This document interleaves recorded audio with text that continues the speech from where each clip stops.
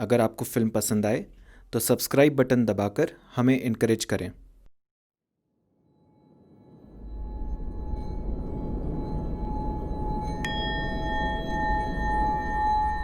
Salmon fish has a very interesting life cycle. After surviving challenges in the sea, the fish leaves for the estuary to fight one final battle to return to the place it spawned. Death manifests in the form of a bear waiting to devour the fish while it struggles against the current. The salmon still takes a leap of faith to cross waterfalls through the mountainous course. Once it reaches the place of its origin, that is, the mouth of the river, it gives birth to its offspring, completing the life chakra. Such is the story of two climbers, Madhu and Kumar.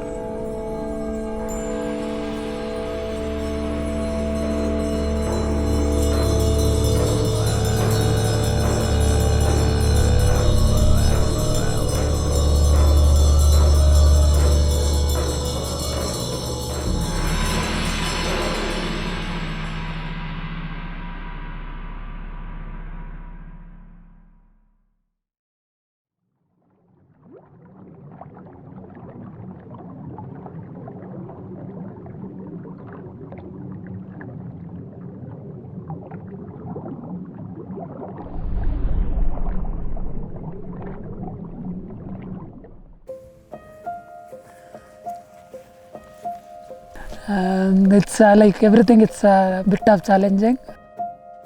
I hope everything goes well. I'm looking forward the success. I am from south side, he's from north side. Still is we mingle. There is a language problem also. It's not matter. We will be stick together all the time. Right now he's like one of the top climber in India. I say like he climbs better than me. Like he put lots of effort. I seen him like from last 4 years he's doing good on the, especially in the outdoor. He's getting success all the time. Whatever he choose the routes, he wants to send it. He called me once. I was a bit of confused about this project. I didn't know about anything. Like I didn't know the proper information also. Just I don't know. He chose me because maybe I am the best for him right now. According to me climbers की शायद सबसे बड़ी weak point होता है उसका arrogance. सो मुझे ऐसा लगता है मधु में ऐसा कुछ भी नहीं है. मधु और हमारा रिलेशन पहले से बहुत अच्छा, जब से हम 2011 में साथ में मिले हैं क्लाइंबिंग ट्रिप में बदामी में, और हमने अपने लाइफ का फर्स्ट 8A भी साथ में किया है. वो भी समसारा था एक्चुअली. सो और अभी भी हम समसारा के लिए जा रहे थे. Samsara is nirvana kind of like संसार का निर्वाण. So kind of team work की मुझे ज़रूरत थी, तो शायद उससे ज़्यादा ट्रस्टवर्थी बंदा मुझे अभी तक मिला नहीं है. और वो बहुत काम है, सिचुएशन हैंडल करना बहुत अच्छे से जानता है, बहुत हेल्पफुल है. और जैसे कि हम इस बिग वॉल प्रोजेक्ट के लिए जा रहे हैं जो कि समसारा इज़ निर्वाणा, उसमें मुझे ऐसा लगता है कि कई बार हमें डिफरेंट सिचुएशन फेस करना पड़ेगा, और उसे सिचुएशन को फेस करने के लिए बहुत काम पर्सनैलिटी की ज़रूरत है. तो मुझे ऐसा लगता है मधु परफेक्ट पार्टनर है उस चीज़ के लिए. सो यही एक रीज़न है कि मैंने उसको एज अ क्लाइंबिंग पार्टनर चुना है. अब चले क्या?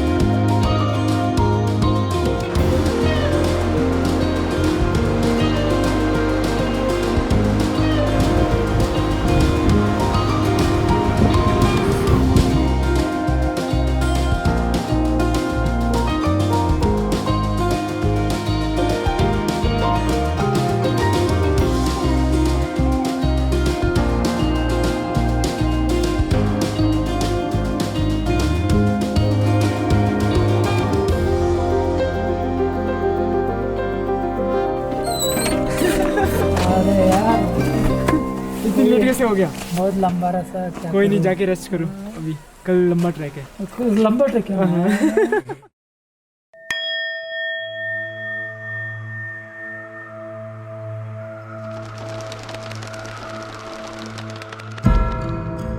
समसारा इज़ निर्वाणा, जो कि खारनक वैली लद्दाख में पड़ता है, जो कि बहुत ही रिमोट एरिया है। हमें अपना सामान खुद उठाना था एक्चुअली, सो वो बहुत बड़ा चैलेंज हो गया था। 25 to 30 kg तो था ही एक्चुअली। मुझे तो वही टेंशन थी हमेशा कि मैं अगर वहाँ तक पहुँचूँगा तो शायद मैं उतनी एनर्जी पता नहीं बचेगी नहीं बचेगी। फिर लकीली हमने म्यूल्स मिल गए, सो फिर हमने सारा सामान उनके थ्रू एक्चुअली भिजवाया। तो हमने कहीं ना कहीं आज अपना एनर्जी सेव किया एक्चुअली, सो वो हेल्प होएगा हमारे कल के क्लाइंट के लिए और मेरी परसों के क्लाइंट के लिए। आज मैं घोड़ों को लीड कर रहा हूँ, मैं घोड़ों की रेस में शामिल हूँ।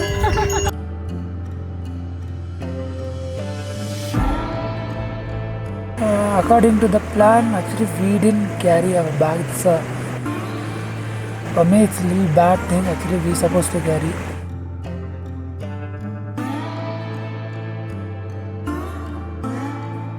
जब हमने 4.5 घंटे का ट्रैक फिनिश किया और फर्स्ट जब हमने उस पीक को, जब आप जाते हो ट्रैक करके, तो वो फर्स्ट में स्टार्ट से ऊपर का पार्ट, फिर धीरे धीरे धीरे धीरे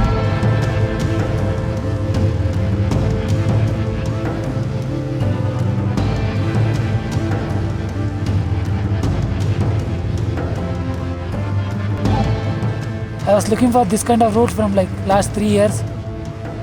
This will be like another step for me actually. Maybe if I succeed, this road will be totally I change. I think I'll be like maybe more famous in India, and then I'll be more like confidence for the next level project or some other routes. When you see it's a different, when you do it's a different actually. We are right now in the base camp, but when we go up, then only we know the like how hard is the road, how long is the road. Without finishing this, we won't get back to our cities.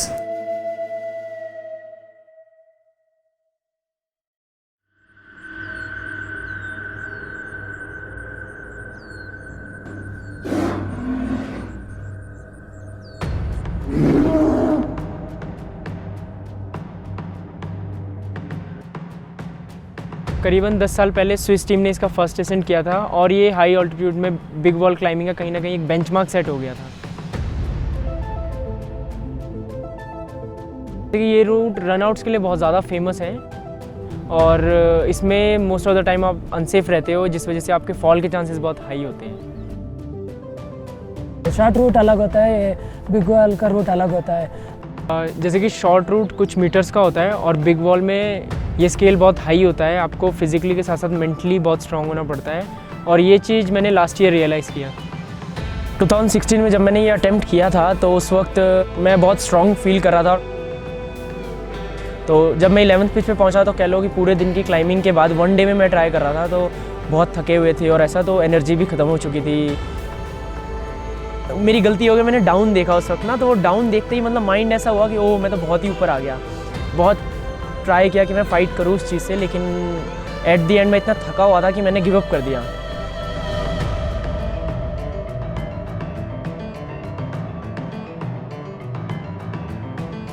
मतलब मेरा fall हुआ और वो fall इतना बड़ा था कि मुझे आज भी मतलब माइंड में है कि हाँ मैं कैसे गिरा था और मैंने कैसे सेव किया अपने आप को।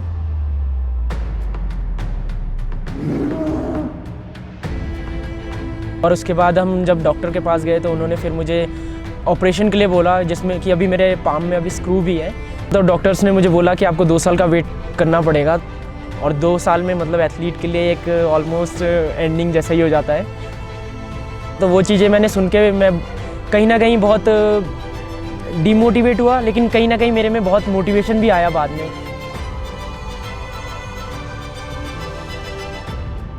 मैंने उसके बाद ही डिसाइड किया कि मैं शायद क्लाइंब नहीं कर सकता, लेकिन और चीज़ें तो कर सकता हूँ।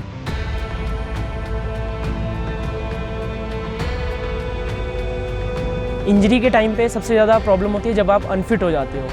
तो मैंने प्लान किया कि अगर मैं और कुछ नहीं कर सकता तो मैं फ़िज़िकल चीज़ों पे वर्कआउट करता हूँ। तो मैंने टाइम टू टाइम, जैसे कि कि मैं कोर्स करने गया, माउंटेनियरिंग कोर्स, जिसमें आपको हाथ की ज़्यादा ज़रूरत नहीं पड़ती। फिर मैंने काफ़ी एक्सपीडिशंस भी किए। मैं ले गया क्योंकि मुझे एक्लिमेटाइज़ होना था और अपने समसारा के लिए प्रिपेयर होना था उस चीज़ के लिए।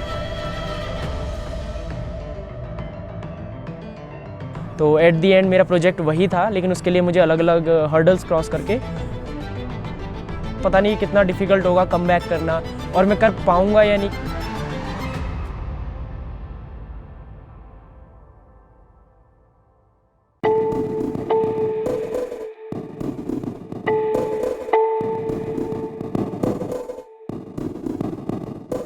जैसे फर्स्ट डे हमने अटेम्प्ट ओके था, मतलब ऐसा बहुत ज़्यादा। जब मैं फर्स्ट पिच इवन क्लाइंब कर रहा था तब भी मेरे माइंड में वो 11th पिच का ही चल रहा था कि वो मूव कैसे निकलेगा जहाँ मेरा एक्सीडेंट हुआ था। लेकिन जब हमने क्लाइंब स्टार्ट किया तो सडन वो वेदर इतना ज़्यादा, बारिश स्टार्ट हो गई। मैं सोचा था ले ड्राई एरिया बोल के, वो बारिश नहीं होता, वो पेड़ नहीं होता, ऐसा सोचा था। फिर भी पता नहीं बारिश आ गया। बारिश आके वाटरफॉल भी हमारा ऊपर गिर रहा था फर्स्ट पिच में, उसकी वजह से हम लोग आगे नहीं जा सका। तो हमें ना चाहते हुए भी हमें बार बार नीचे आना पड़ रहा था।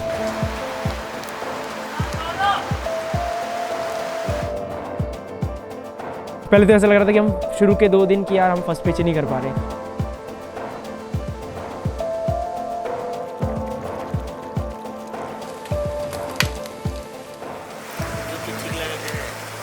थोड़ा दिन पहली बार देखा, कुछ नया, ये पहली डर नहीं लगता देखने? डर तो बहुत लगता है।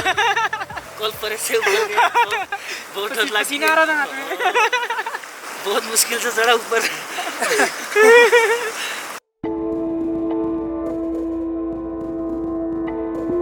अकॉर्डिंग टू मेरा क्लाइंबिंग स्टाइल, मैं हमेशा फर्स्ट पिच में सेकंड लास्ट हैंगर से मैं हमेशा लेफ़्ट जा रहा हूँ अराउंड 9 to 10 मीटर्स, और उसके बाद मुझे राइट में उतना ही आना पड़ रहा है।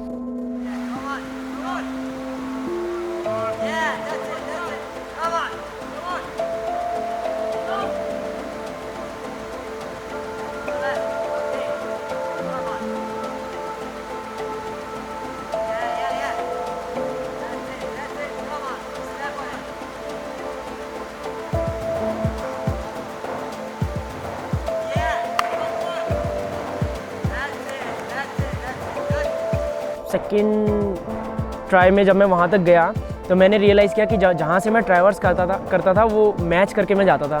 तो इस बार जब मैं क्लाइंब कर रहा था तो वो पूरा फ्लेक बाहर आ गया, और उसके बाद मुझे लगा शायद ये इम्पॉसिबल हो गया इस साइड से क्लाइंब करना है। लेकिन उसके बाद मधु ने फिर उसे स्ट्रेट क्लाइंब किया, जो कि हमारा फर्स्ट पिच क्लाइंब हुआ था। एक फॉरेनर था, इसने बोला ये तुम्हारा प्लेयर है, बोल दिया मेरे के लिए। फर्स्ट जाना लीडर का थोड़ा अलग फीलिंग होता है और फॉलोअर का अलग फीलिंग होता है।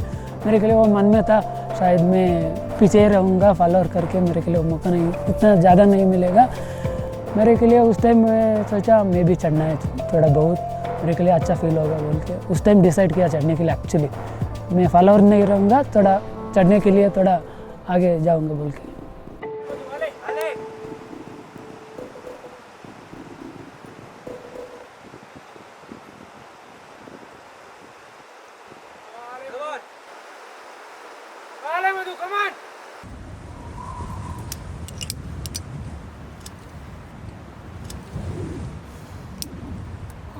खत्म हो गया। फर्स्ट पिच में लास्ट बोल्ट में वोल्ट्स नहीं था उतना, थोड़ा बहुत वो फ्रिक्शन क्रिस्टल बोलता शायद, पता नहीं, वो पकड़ के ब्लाइंडली ऐसे ब्लाइंड में चढ़ गया वो लास्ट वाला। जैसे ही फर्स्ट पिच मधु ने लीड किया, हमने बोला कि अब हम अकॉर्डिंग टू प्लान करेंगे। तो फिर सेकंड पिच मधु ने लीड किया, थर्ड पिच मैंने लीड किया।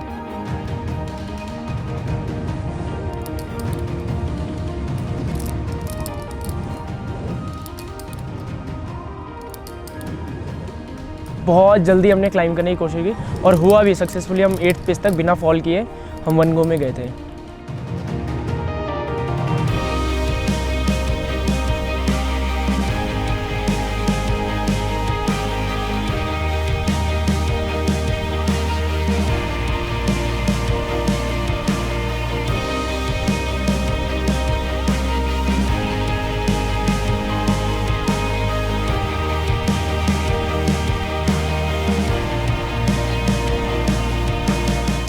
जब हम ऊपर जा रहे थे तो मैंने एक चीज़ नोटिस किया कि मधु है ना बहुत ज़्यादा मेंटली प्रिपेयर था, कि आप बोल रहे हो कि ओके तू लीड करेगा, वो रेडी, हाँ मैं करूँगा। पर्सनली कई बार मैंने पूछा भी कि मैं करूँ, लेकिन मधु ऐसा था कि नहीं मैं करता हूँ।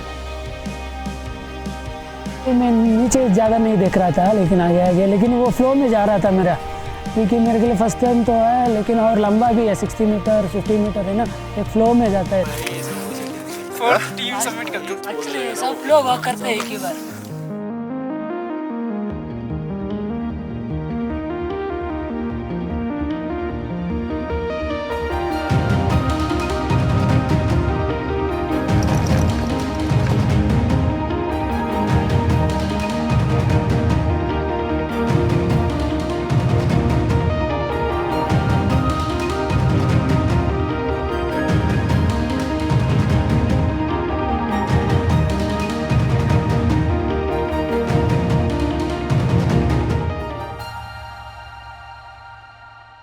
बैक का अंदर जोड़ते हैं, एक बार पुल करते हैं बस एक पिच तक, एक रस्सी निकल के डाल देते हैं उधर, नेक्स्ट ऐसी। रोप बहुत ज़्यादा है ना अपने पास, हैवी हो रहा है, इतना रोप कैसे खींचेगा उसमें, स्पेशली ये रॉक फॉर्म जो है ना उसमें रोप फंसता है, ये फंसता है सामान, कपड़ा तक फंस जाता है, मेरे तो फटा भी है। और हमारी बॉन्डिंग एक्चुअल में बहुत अच्छी थी कि हर पिच के बाद हम ऊपर आ रहे थे और हम डिस्कस कर रहे थे अब क्या करना है।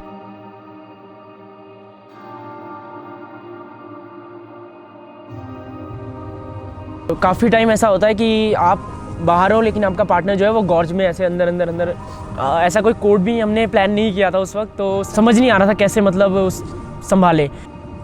लेकिन वो एक होता है कि क्लाइंबिंग स्टाइल है कि वो रोप जैसे ही टाइट आएगी उसे और लूज़ कर दो, मतलब कि उसे रोप चाहिए, तो वो एक कह लो क्लाइंबिंग कोड जैसा था जो हमें थोड़ा पता था, वो हमने यूज़ किया उस वक्त ना। ये बात है 6th पिच की, जहाँ पे मधु ने डिसाइड किया कि वो लीड करेगा।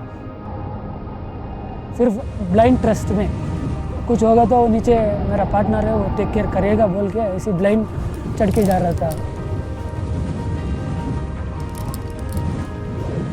मधु क्लोज टू 7 पिच के मतलब ब्लेस स्टेशन के पास गया और वो सडन मुझे बोलता है कि मुझे 10 या 15 मीटर्स पे ब्लेस स्टेशन दिख रहा है, क्या इनफ रोप है? और उस वक्त मुझे बस इनफ रोप ही सुनाई दी थी, तो उस वक्त मैंने कहा अब मैं क्या बोलूँ, क्योंकि मैं रोप का एंड पकड़ के था और वहाँ पे 10 मीटर के आसपास वो रोप कम पड़ गई थी। मैंने रियलाइज़ किया कि जो नेक्स्ट हैंगर है वो 15 मीटर के आसपास पे है रन आउट, तो बेटर है कि एक और रोप अटैच करो। और फिर मैंने एक्स्ट्रा 60 मीटर का जो रोप था वो उधर फिशरमैन लगा के और फिर मैंने उधर से ब्ले करना स्टार्ट किया। सही किया इसने, नहीं तो फंसने वाला था उधर। थोड़ा कॉन्फिडेंस बढ़ाने के लिए मेरे के लिए भी थोड़ा वो हेल्प किया।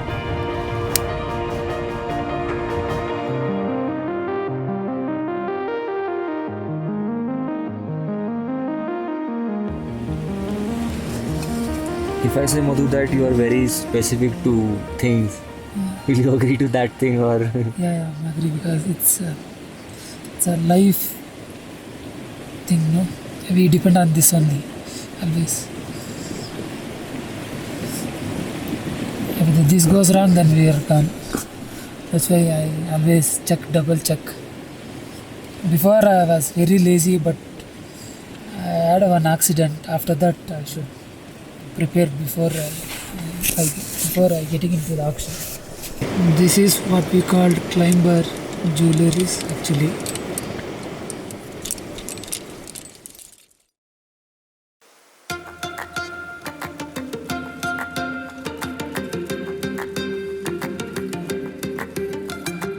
Look as he stretches his beautiful wings, ready to fly away to greener pastures. Steamroller!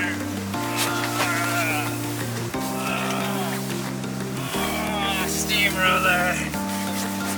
It's kind of like, I've never been a parent, but I can imagine maybe that's what it's like trying to get your child out of bed to go to school in the morning. They're moving now, which is good. They've had some poha for breakfast, some kali chai, and I think they're ready to go.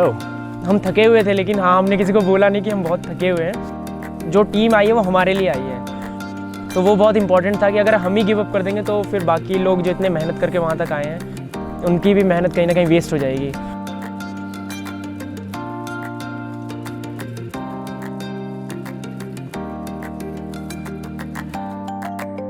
वो पत्थर लेकिन वो flaky rock गिर के है ना, वो जाने के टाइम में नीचे देख रहा था बहुत बार, वो तो टक टक करके जा रहा था हर बार। उस टाइम हम लोग भी गिरा तो ऐसे ही जाएगा, टक टक करके जाएगा बोल के। पर्सनली मैंने जो एक्सपीरियंस किया है कि जब आप बिग वॉल या कुछ मतलब ऐसा कर रहे हो तो आप है ना पीछे मत देखो, सबसे इम्पॉर्टेंट है। जहाँ आपने पीछे देख लिया वहाँ आपके माइंड में नेगेटिव चीज़ें आने स्टार्ट हो जाएंगी।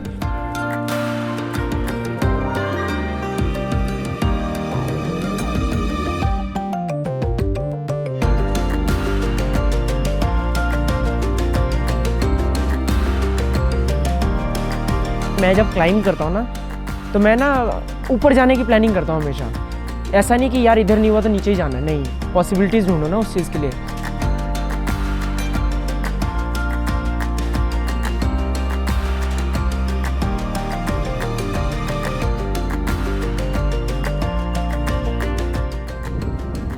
राइट में मधु, राइट जाएगा ना, अंदर की साइड है थोड़ा। बिग वॉल में आपको अपने पार्टनर पे ट्रस्ट करना बहुत ज़रूरी है। मेरा खुद का फॉल हुआ था लास्ट ईयर, उसमें एक्सीडेंट भी हुआ था।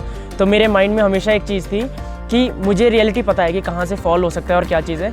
तो हमेशा मेरे माइंड में ऐसा था कि उसको सेव करना है, मतलब मेरी ड्यूटी है वो बहुत ज़्यादा, और मैं उसे हमेशा ट्राई कर रहा था कि मैं मोटिवेट करूँ उस चीज़ के लिए ना। मधु नीचे एक छोटा सा स्पेस है वहाँ बैठने का, कोने में, वहाँ पे प्ले स्टेशन है। तो उस वजह से मैंने सोचा कि मैं बेटर है कि नीचे रहूँ और मधु लीड करे, और मैं उसे गाइड भी कर सकता हूँ कि कैसे जाना है। तो उसके अकॉर्डिंग प्लानिंग, और सडन उसने जब वो जहाँ मेरा फॉल हुआ था वहाँ वो पहुँचा और वो पूरा मतलब काँपने लग गया, क्योंकि मतलब उसको पता चल गया था कि मेरा फॉल यहीं से हुआ है, क्योंकि मेरा क्विक ड्रॉ वहाँ पे था।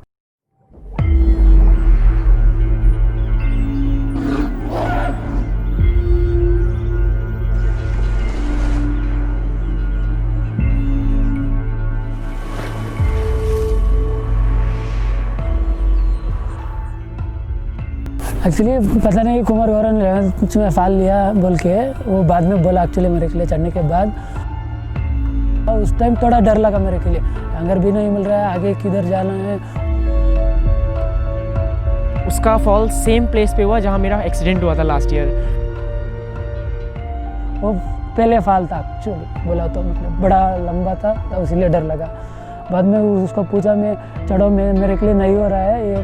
तो मैंने बस ऐसा ही इग्नोर कर रहा हूँ कि हाँ ठीक है, मैंने इसे कोशिश कर रहा हूँ कि मेरा फॉल और ऊपर से हुआ है, मैं इसे झूठ बोल रहा हूँ। तो मैंने इसे बहुत कोशिश किया वहाँ पे कंट्रोल करने का, मतलब कि ओके हम रेस्ट करते हैं यहीं पे।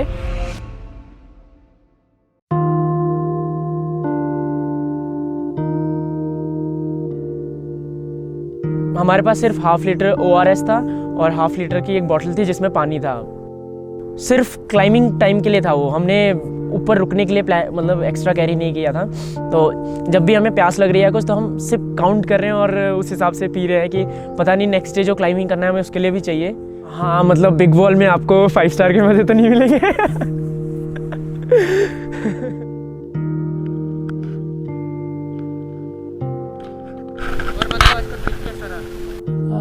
उस टाइम बहुत गुस्सा आएगा, पूरा रात नहीं सो पाया एक्चुअली। क्यों नहीं हुआ, इतना करके आया क्यों नहीं हुआ सोच के हम लोग उसका पहले बात कर रहा था थोड़ा बहुत। पर्सनली फील किया, शायद मधु ने भी किया होगा, कि हम लेज पे बैठे थे और उस दिन हम बहुत ऐसा अकेला फील कर रहे थे। तो मुझे ऐसा कई नेगेटिव चीज़ें भी आ रही हैं, मतलब मुझे ऐसा लगता है कि मैंने कुछ है ना बहुत ज़्यादा हार्ड प्रोजेक्ट प्लान किया है क्लाइंब करने का, लेकिन क्या करें ज़िद्दी है।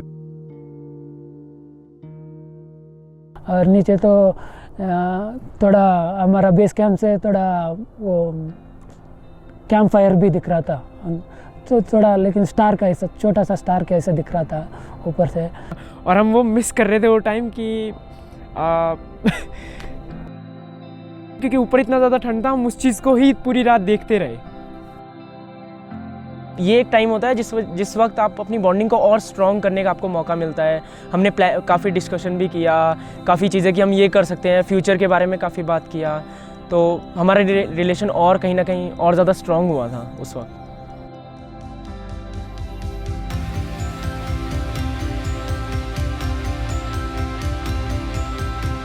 मैं हमेशा पूरी रात सोच रहा था कि पता नहीं क्या होगा।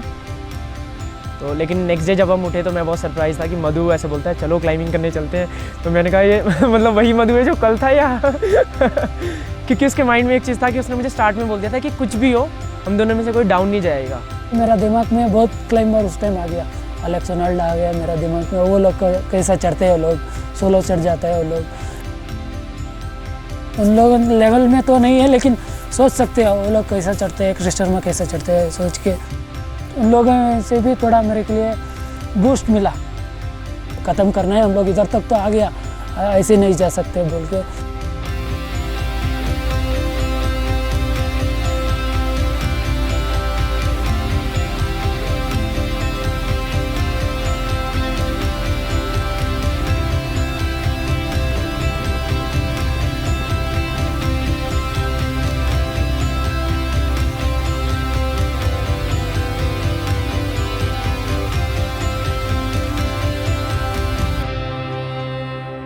लास्ट 3-4 पिच में हमें ऐसा लगा कि ये टॉप होगा, ये टॉप होगा, लेकिन जब हम ऊपर पहुंच रहे तो उसके ऊपर भी हमें रॉक दिख रहा है। हाँ ये सबमिट नहीं है। तो फाइनली जब मैं 16 पिच तक पहुंचा तो मधु ने मुझे बोला 17 तुम लीड करो। तो मैंने बोला कि मतलब अगर इतना आपने एफर्ट लगाया तो मैं चाहता हूँ कि लास्ट पिच भी तुम लीड करो, जो कि मुझे भी खुद पर्सनली अच्छा लगेगा।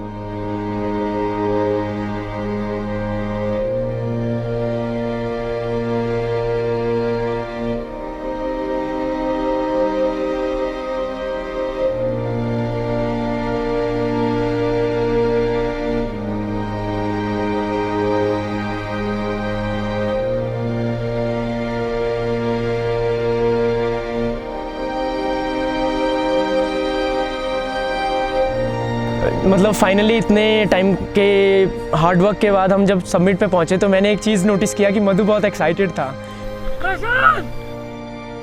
उधर पहुंचने के बाद वो अलग तरीका फीलिंग है वो एक्चुअली, लेकिन बहुत खुश हुआ। कुमार गौरव ने क्या सोचा था वो हो गया, मैं भी क्या सोचा था वो भी हो गया।